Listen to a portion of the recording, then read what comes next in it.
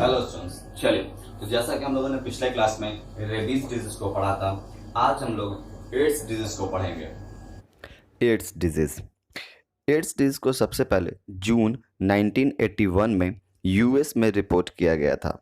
बाद में यानी 1983 में साइंटिस्ट ने इसके वायरस को डिटेक्ट किया। साइंटिस्ट लोगों का मानना था कि यह डिजीज़ चिंपैंजी से ह्यूमन में आया है, जो कि ये जो चिंपैंजी थे वेस्टर्न अफ्रीका में रहने वाले थे। चलिए, तो अब एड्स को डिटेल में जानते हैं। एड्स डिजीज़ एड्स डिजीज जो है वो रेट्रोवायरस के कारण होने वाला डिजीज है, जिसे हम लोग एचआईवी के नाम से भी जानते हैं। रेट्रोवायरस एक आरएनए वायरस है, जिसका मतलब यह है कि ये वायरस जीनियोलॉजी नहीं होता है। यह एक तरह का क्रॉनिक डिजीज है जो कि हमारे डब्ल्यूबीसी यानी वाइट ब्लड सेल्स और लिम्फोसाइट्स में अटैक करता है। लिम्फोसाइट्स हमारे बॉडी के इम्यून को बढ़ाने का काम करता है, जिस तरह डब्ल्यूबीसी करता है। आरएनए का फुल फॉर्म राइबोन्यूक्लिक एसिड और एचआईवी का full form human immuno deficiency virus होता है। अब जानते हैं इसके ट्रांसमिशन के बारे में, यानी यह डिजीज किन किन तरह से स्प्रेड होता है। यह डिजीज इंटरकोर्स के टाइम कॉन्डम के नहीं यूज करने से फैलता है। यह डिजीज ब्लड डोनेट करते टाइम भी ट्रांसमिट हो जाता है। यह इन्फेक्टेड निडल से भी ट्रांसमिट होता है। कभी कभी प्रेगनेंसी के टाइम जब माँ अपने बच्चों को जन्म दे रही होती है, तब भी यह डिजीज ट्रांसमिट हो जाता है। अब अगर बात करें इसके सिम्टम्स की, तो इसका पहला सिम्टम्स क्या है? पहला symptoms regular fever, weight loss, sweating at night, या फिर यह ब्रेन को भी डैमेज करने लगता है और जो मेमोरी पावर है इसको कम करने लगता है। यह हमारे बोलने की क्षमता को भी कम कर देता है। तो इससे खुद को प्रिवेंट कैसे करेंगे?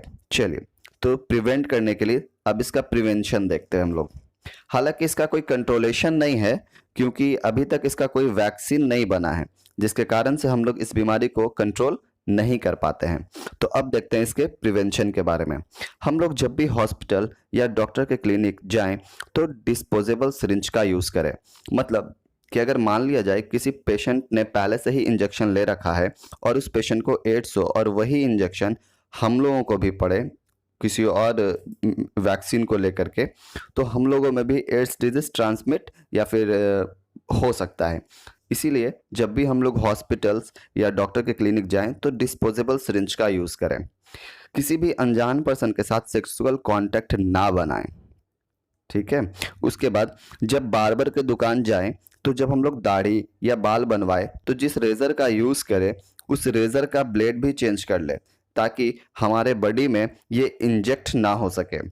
कभी कभी ऐसा होता है कि जब हम बार्बर के दुकान पे जाते हैं तो बार्बर पहले से लगा हुआ ब्लेड से ही हमारे दाढ़ी या हमारे माउथ एजेस को बना देते हैं, जिससे क्या हो सकता है कि हमसे पहले हो सकता है किसी एड्स डिजीज के जो पेशेंट होंगे वो उन्होंने अपने बार्बर्स के दुकान पे जाकर के अपने दाढ़ी और माउथेचेस को बनाया होगा और उनका कहीं पे भी कट फिट गया होगा, और तो उनका जो ब्लड सेल्स होगा वो इसी ब्लेड में लगा होगा और फिर वो आपको भी इंजेक्ट कर सकता है।